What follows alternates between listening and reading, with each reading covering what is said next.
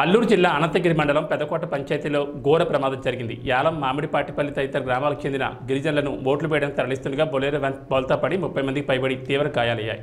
అల్లూరు జిల్లా అనంతగిరి మండలం పెదకోట పంచాయతీలో ఘోర ప్రమాదం జరిగింది. యాలం మామిడిపాటిపల్లి తదితర గ్రామాలకు చెందిన గిరిజనులను ఓట్లు వేయడానికి తరలిస్తుండగా బొలేరో వ్యాన్ బోల్తా పడి 30 మందికి పైగా తీవ్ర గాయాలయ్యాయి.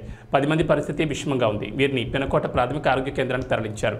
డాక్టర్లు అందుబాటులో లేకపోవడంతో క్రింది స్థాయి సిబ్బంది వైద్య సేవలు చేసి కేజీహెచ్కు తరలిస్తున్నారు.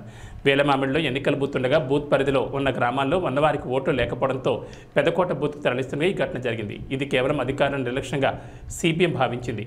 వీళ్ళందరికీ మెరుగైన వైద్యం అందించి యుద్ధ ప్రాతిపదికన సహాయక చర్యలు చేపట్టాలని 10 లక్షల ఎక్స్గ్రేషియా సహాయం చెల్లించాలని వారు డిమాండ్ చేశారు.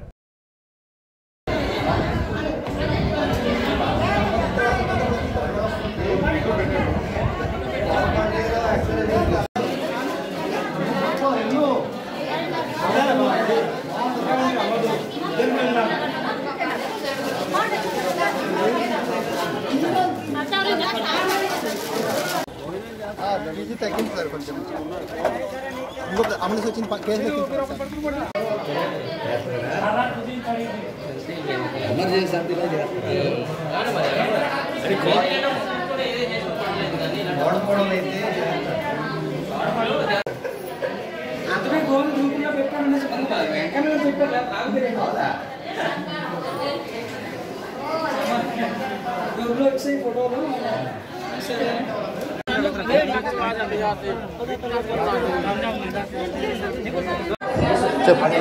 వేమానం వచ్చాను వస్తూ మరి బండి ఎలాగైందో మాకు తెలియదు. ఎక్కున్నాం బండి బ్రేక్ అయినట్టు నాకు తెలిసాయి. ఫుల్ జనాలు ఉన్నాము. వస్తూ సడన్గా వైపు తిప్పేసాడు బండి. స్కిడ్ అయి పడిపోయింది. చాలామంది సుమారు 30 మంది దాకా ఎక్కువ ఉంటాం. ఏమైంది?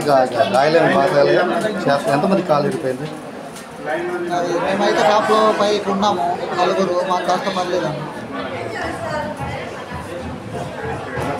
అల్లూరు జిల్లా అనంతగిరి మండలంలోని పెదకోట పంచాయతీలోని యాలామావిడికి సంబంధించినటువంటి బూత్ అటువంటిది ఏర్పాటు చేయడం జరిగింది.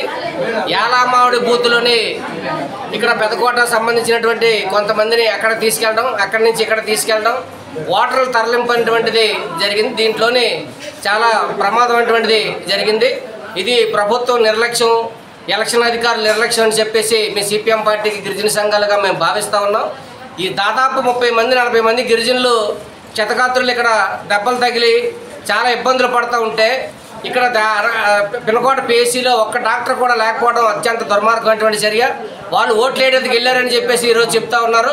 ఇక్కడ ఎమర్జెన్సీ ఎన్నికల టైము ఇటువంటి సమయంలోనే ఇక్కడ అధికారులు లేకపోవడం అటువంటిది చాలా అన్యాయం. కనీసం ఫస్ట్ ఎయిడ్ చేయడానికి కింది స్థాయి సిబ్బంది తప్ప అక్కడ డాక్టర్లు ఎవరు లేకపోవడం అటువంటిది చాలా అన్యాయంగా మేము భావిస్తూ ఉన్నాం. కాబట్టి ఇక్కడ జరిగినటువంటి ఏదైతే దుర్ఘటన ఉందో ఈ దుర్ఘటనకు సంబంధించి ఎన్నికల అధికారులు ప్రభుత్వం బాధ్యత తీసుకొని ఇక్కడ ఈ ప్రాంతంలో దెబ్బలు తగిలినటువంటి క్షతగాత్రులు ఎవరైతే ఉన్నారో వాళ్ళందరికీ యుద్ధ ప్రాతిపదికన మెరుగైనటువంటి వైద్యం అందించాలని చెప్పేసి మేము డిమాండ్ చేస్తూ ఉన్నాం. ఇప్పటికే అంబులెన్సుల్లోనే క్షతగాత్రులను తరలిస్తూ ఉన్నారు. అయినా కానీ కొన్ని అంబులెన్సులు మధ్యదారులు నిలిచిపోయి సక్రమంగా రావట్లేదని చెప్పేసి ఇక్కడ తెలుస్తూ ఉంది. కాబట్టి యుద్ధ ప్రాతిపదిక మీద పిఓ గారు కానీ జిల్లా కలెక్టర్ గారు కానీ కలుగు చేసుకుని వెంటనే వీళ్ళందరికీ కూడా మెరుగైన వైద్యం అందించి ఏదైతే దెబ్బలు తగిలాయో వాళ్ళు కోలుకునేంత వరకు వాళ్ళకి ఆర్థికంగా సాయం అందించాలని, నష్టపరిహారం అందించాలని చెప్పేసి వాళ్ళందరినీ ప్రభుత్వం ఆదుకొని వాళ్ళకి సహాయ చర్యలు చేపట్టాలని చెప్పేసి మేము కోరుతా ఉన్నాం. కానీ ఇక్కడ గిరిజనులకి కనీసమైనటువంటి సౌకర్యాలు ఇక్కడ లేవు. అదే గిరిజనులకి అడవిలో ఉన్నటువంటి జంతువులకు ఉన్నటువంటి సౌకర్యాలు కూడా గిరిజనులకు లేకపోవడం అటువంటిది గిరిజనుల పట్ల ఈ ప్రభుత్వం పాలక వర్గాలు ఎంత దుర్మార్గంగా, ఎంత అన్యాయంగా, ఎంత క్రూరంగా వ్యవహరిస్తూ ఉన్నటువంటిది మనం అర్థమవుతూ ఉంది.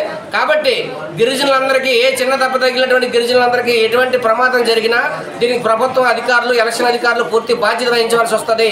కాబట్టి యుద్ధ ప్రాతిపదిక మీద అధికారులు అందరూ కూడా వైద్యం అందించాలి, మెరుగైన వైద్యం అందించి వాళ్ళ ప్రాణాలు కాపాడాలని చెప్పేసి మేము డిమాండ్ చేస్తాం.